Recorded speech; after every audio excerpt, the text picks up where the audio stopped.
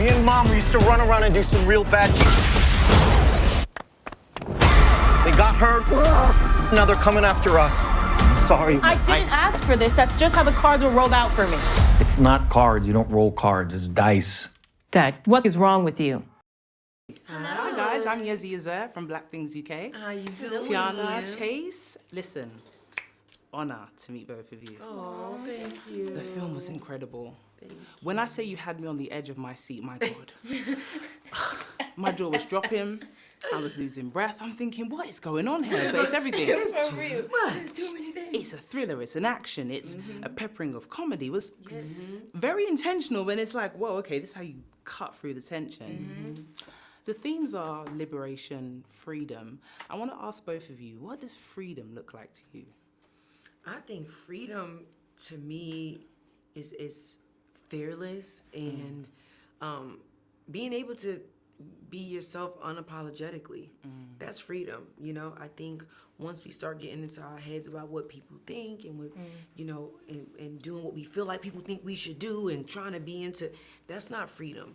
Being put into a box is not freedom. You know what I'm saying? I think being able to like bet on yourself and really go on a faith walk is freedom, you know, because on that faith walk, like you see on this road, it'd be some, it's gonna be ocean waves, it's gonna be some bumps, it's gonna be some rocks that get kicked onto, you might even run into a deer, but it's all in how you walk the walk, you know what I'm saying? And that's what freedom is to me.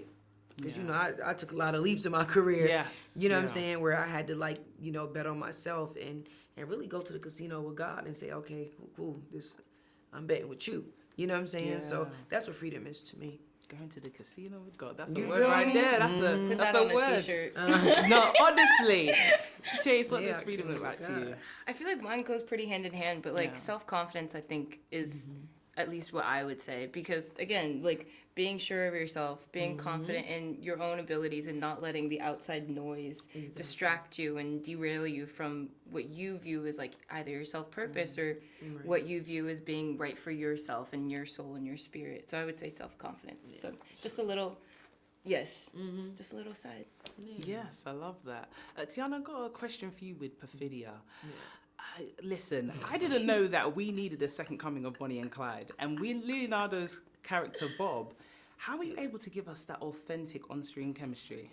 I think, see, Perfidia is, so this is what I've been saying this whole time. I don't think we agree with all of the things that Perfidia do. You know, Perfidia won't Perfidia. Yeah. You know, but one thing we all can agree on is Perfidia is badass. She is a badass, and she is unapologetically herself, and she stands 10 toes down on whatever it is that she believes in. So I think it was dope to bring that to the screen and to see, you know, a black woman be able to be unapologetically herself. Yes. And like still be appreciated and loved for that, you know, by her man, you know, and, you know, Perfidia, Bob met Perfidia.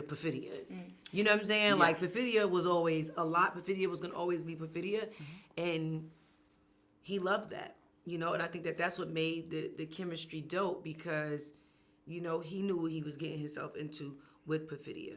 And again, like I said, it felt good to be able to play a badass who wasn't sorry for being a badass, whether she had your compassion or not, whether she had your grace or not, which is a hard thing for us to do in real life because we care. You know what I'm saying? But Perfidia is like, I don't care at what expense, what y'all got going on, I'm going to do me regardless, whether you clapping for this version or that version. Because, you know, sometimes with society, it's like they clap for the version of you that they can control. Yeah. You get what I'm saying? I'm learning that from my pastor. But it's like, you know, they learn...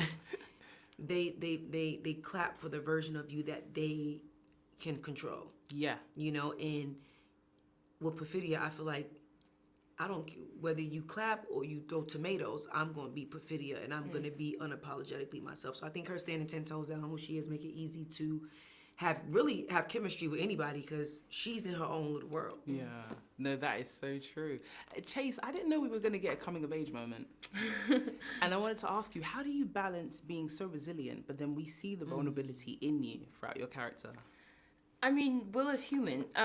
She's literally been dealt the craziest turn of events in the portion of her life that you see. But I think that whether or not she knew, she was prepared for all of this.